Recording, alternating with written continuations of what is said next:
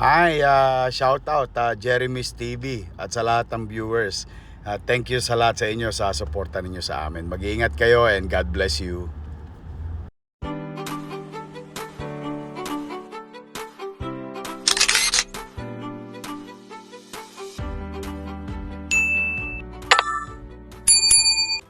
Magiging katuwang ni Yorme sa ating lungsod, ang numero 1 sa hanay ng ating mga vice-alcalde, ang ating magiging Vice Mayor, T.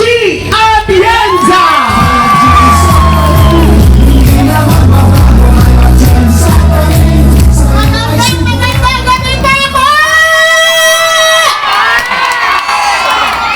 Kamakailan nagsasagala lang ako dito.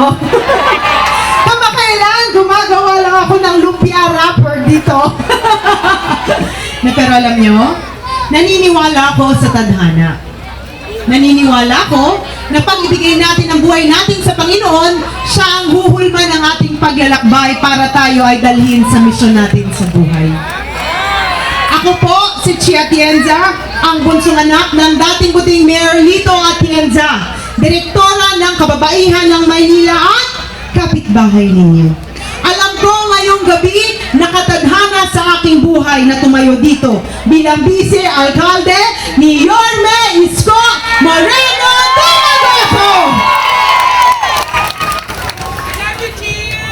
I love you. Ngunit sa totoo lang, nung bata pa ako, ang gusto ko mangyari sa aking buhay ay maging isang misyonaryo. Kaya nung aking ama ay vice-alcalde ng Maynila, naging aktibo ako sa pagtulong sa tao at naging aktibo ako sa NYRC para mabigyan ng boses sa mga kabataan dito sa Maynila.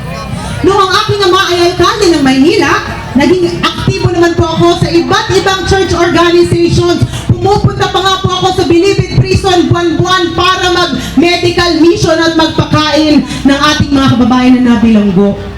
At nung aking ama ay naging congressman ang buhay party list, libo-libong food packs ang ipinamahagi sa inyo. Milyong-milyong halaga ng mga vitamina, maintenance, at kung ano-ano pa. Lahat po yan, ako po ang gumawa ng paraan para maibigay sa inyo.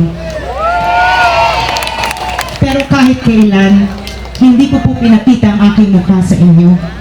Dahil naging mas mahigit pa po sa akin na pag ako ay tumingin sa itaas, alam ko masaya ang Panginoon sa nagawa ng aking mga kamay habang narito ako sa mundong ibabaw. Pero, nung ako po ay naging isang broadcast journalist sa telebisyon, gaya ng aking kapatid na si Kuya Kim, kilala niyo po yun? Alam ko, kilala niyo yun, mahal niyo nga yun. Ginawa niyong konsihal yun ng tatlong termino dito sa 5th District. Pero tayo lang naman. Kapitbahay ko naman kayo. Sino ang mas pogi? Si Kuya Kim o si Ali? Parang isa lang ang nagsabing Kuya Kim. Huwag ka mag-alala, tunay naman yung lagi si Ali ang pinipili. Pero alam nyo, kagaya ng aking kapatid na si Kuya Kim, ako rin po ay naging isang broadcast journalist sa telebisyon. At ako po ay pinaikot sa ating bansa para kunin ang kwento ng ating mga kababayan na napag-iwanan sa laylayan ng lipunan. At doon ko po narinig at nakita ang mga boses at mga sektor ng lipunan na pag-iwanan. At sa aking paglilibot dito sa Maynila, lalo na sa 5 distrito, dito ko nakita na kahit ano pala ang hinaing ng mga taong bayan kung ang gobyerno hindi marunong makinig sa tao. Ika nga ni Yorme, nga pa rin pala tayo. Hindi ko man pinlano na pumasok sa mundo ng politika, ngunit nung meron akong nakilala na isang lola na ang pangalan niya ay Nanay Emelita, nagbago po ang lahat. Si Nanay Emelita ay isang senior citizen, taga Maynila rin po siya. At pinapunta po ako ng aking programa para kunin ang kanyang kwento. Dinalhan ko ng kung ano-ano at inalam ko ang kanyang kwento para kahit paano marinig ng gobyerno ang kanyang hinaing. At sinabi niya sa akin, siya raw ay malapit ng mamaalam sa mundo dahil meron siyang isang malubhang sakit. At sinabi niya na siya raw ay nabuhay at natulog sa isang maliit na kariton na kung saan ang katabi niya gabi-gabi basura at daga. At sinabi niya sa akin na mukhang siya lang ay dadaan dito sa mundo na buong buhay niya para lang siyang isang naging daga na dadaan dito sa mundo. Alam ko, marami pa rin hanggang sa ngayon, mga Manilenyo, na pakiramdam nila sila ay parang tila isang daga na dadaan dito. At yan po ang rason kung bakit ako tumatayo dito sa inyong harapan. Dahil naniniwala ako na kung ang gobyerno gumagana, dapat pag kayo pumupunta sa Paco Health Center, dapat siksik, liglig ang gamot, vitamina, maintenance, at dapat na pumupunta kayo doon, hindi kayo sinusungitan ng kahit na sinuman. Ngunit hindi natin pwedeng sisihin ang ating mga barangay health workers. Tumutulong sila sa atin, ngunit mukhang hindi sila naaalagaan ng maayos ng gobyerno. Kaya huwag kayong mag-alala dahil balang araw sa amin yun, sisiguraduhin namin ang bawat Manilenyo, lalo't lalo na ang aming mga lolo at lola. Pag pumunta kayo sa health center at hospital, hahaba ang inyong mga buhay at mararamdaman nyo na kayo ay mahalaga. Tumatayo rin ako para sa ating mga kababayan na may kapansanan at sa mga magulang na merong anak na may kapansanan. Isang realidad, marami sa mga kabataan na may kapansanan hanggang sila ay lumaki, hindi man lang nakuha ng sapat na tulong at suporta mula sa gobyerno. Balang araw sa amin ni Yorme, huwag kayong mag-alala dahil kasama niyo na ang gobyerno. Sa inyong kalagayan at magiging sensitibo po ang gobyerno sa inyong lagay ngayon. Ako rin po ay tumatayo para sa mga magulang na narito ngayon. Taas ang kamay ng mga magulang. Alam nyo, akala ng iba, bata pa ako. Ang hindi nila alam, ako po ay 43 years old na.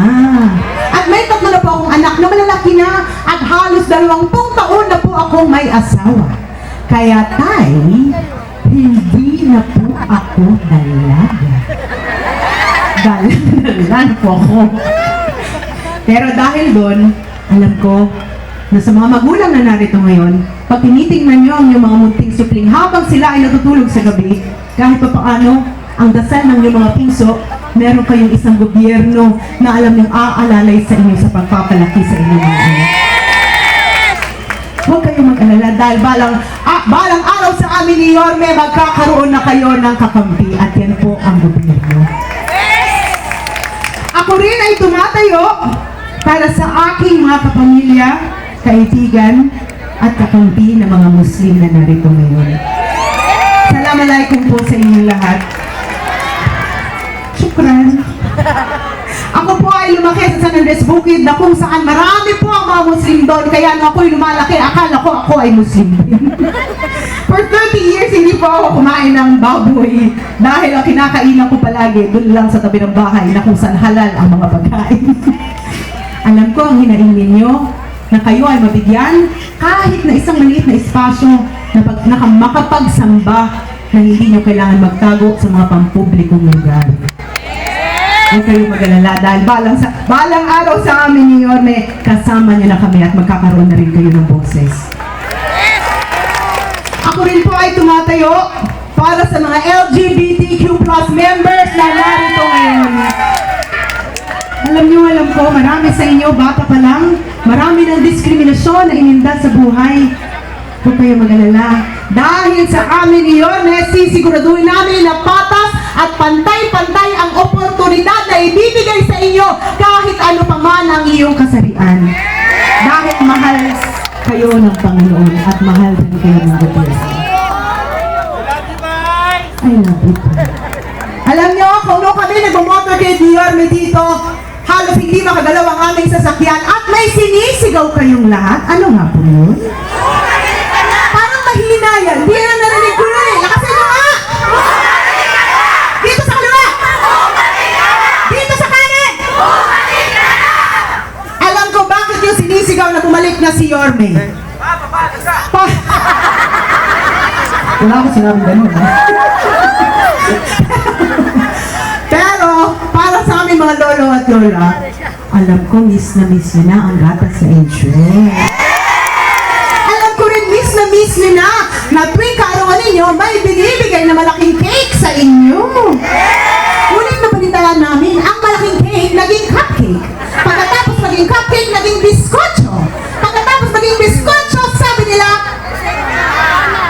huwag kayong mag-alala dahil babalik lahat po yan balang araw.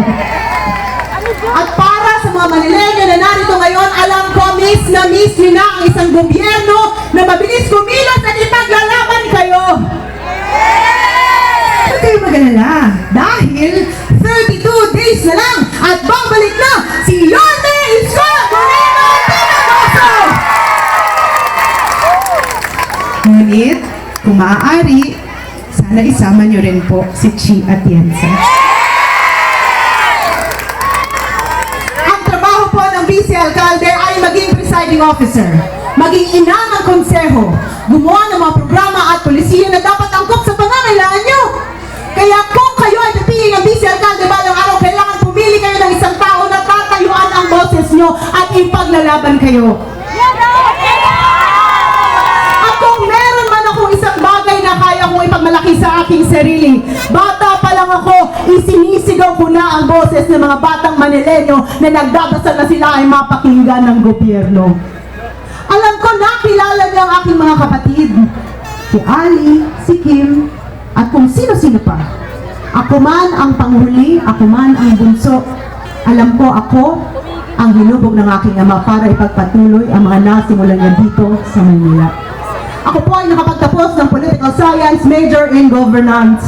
At tinuruan po niya ako kung paano maging isang magaling na vice alkalde na may integridad na susuporta sa kanyang alkalde. Kaya mga kapitbahay ko, ang aking pamilya, makakaasa kayo na balang araw, susuportahan ko ng buong-buo si Yorme Isko Moreno Pinagoso!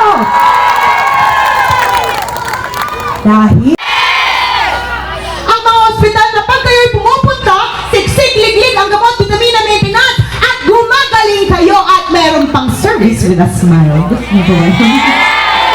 Ang mga paaralan na kung saan pagdadalhin nyo yung mga anak, kailangan nyo magpapaon ng jacket dahil sobrang lamig ng aircon sa loob. Gusto nyo yun? Habang susuportahan ko po ang lahat-lahat na yan, ang ambag ko po sa amin ay ang livelihood. Dahil bilang direktora ng kababaihan ng Maynila, for 40 years, meron po tayong resibo. May posisyon o wala, tuloy-tuloy lang ang livelihood program para sa mga Manileño na gustong tumayo sa kanilang mga paa.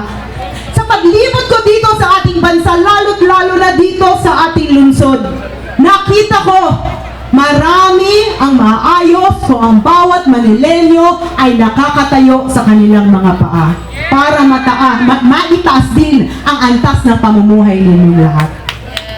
Kanina, tinawag akong liwanag ng Manila. Ngunit, ito lang, at miss na miss ko na kayo. Mahal na mahal ko kayong lahat. Manila!